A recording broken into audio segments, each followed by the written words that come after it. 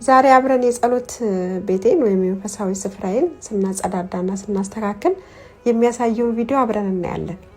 ይህ ቪዲዮ ለመስራት ያነሳሳኛል እንደ ትልቅ ነገር ነው እና ብዙ ጊዜ ሁላችንም ቤታችንን፣ ልብሳችንን፣ ቆዳችንን ንጽህና ለመጠበቅ እንተጋለን።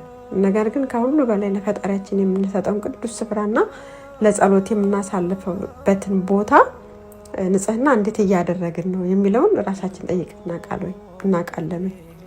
እዚህ ጋር ያልኳችሁ ያለሁት ይሄ ሻማ ባለፈው ብዙ ሰው ወዶት ነበረ ቪዲዮ ቀርጬ እሁድ ይዘሽልኝ ነው ብሎኝ እዚህ ቤሩት ያሉት ወስድላችኋለሁ እያልኳችሁ ነው። እና ዛሬ እኔም በዚህ ስፍራ ላይ ትኩረት ማድረግ ወስኛለሁ። ቤተክርስቲያን እንደምንሄደው ሁሉ በቤታችን ውስጥ ያለውንም ለአምላካችን የተለየ የጸዳና የተቀደሰ ስፍራ ሊኖረን ይገባል። ይህ ስፍራ የጸሎት ቤታችን ብቻ ሳይሆን ወደ ፈጣሪም የምንደርስበት የምንጸልይበት ቦታ ነው። ሽቶ ጸሎት ቤት አስቀምጡ።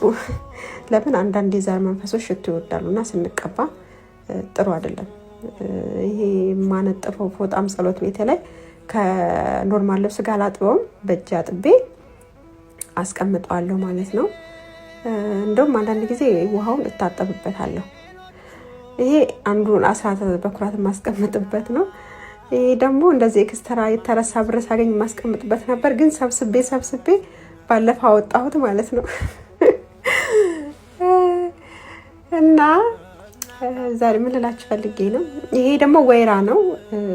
የጽዋ ተረኛ ሲሆን ጽዋውን በወይራ አጥነዋለሁ ማለት ነው።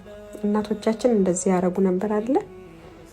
ጥሩ ሽታ ጥሩ ቃናን እንዲኖረውም ያደርጋል።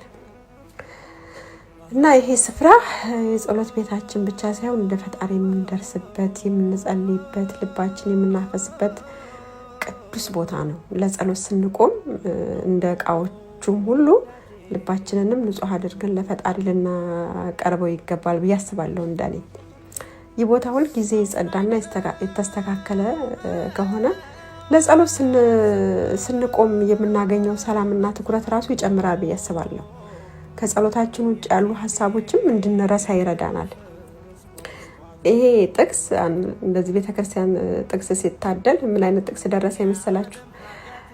በልዑል መጠጊያ የሚኖር ሁሉም በሚችል አምላክ ውስጥ ያድራል የሚል መዝሙር 90 ላይ የሚገኝ ነው።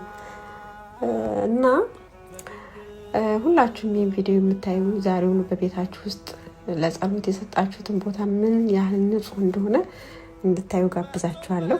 ንጽህና የቅድስና ምልክት ነውና ከጸሎታችን ጋር አብሮ የሚሄድ መንፈሳዊ ግዴታችንም ነው ብዬ አስባለሁ። እንደኔ ምን ይመስላችኋል እናንተስ?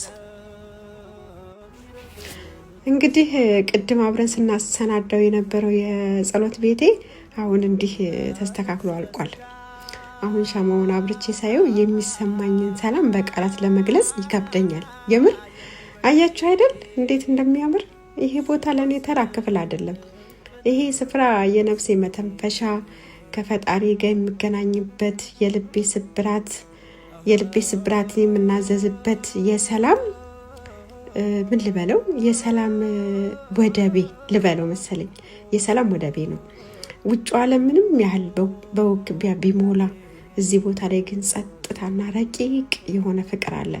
ስዕላቱ፣ መጽሐፍቱ ሁሉ አይዞሽ የሚሉኝ ይመስለኛል። ሻማ ሁሉ አይዞሽ የሚለኝ ይመስለኛል። የሆነት ሁሉ ነገር ማለት ነው። አምላካችን በቤታችንም በልባችንም እንዲህ ያለውን ብርሃን ያብራልን። ሁላችሁም በየቤታችሁ እንዲህ ያለች ትንሽዬ ሰላም ጥግ ይኖራችሁ።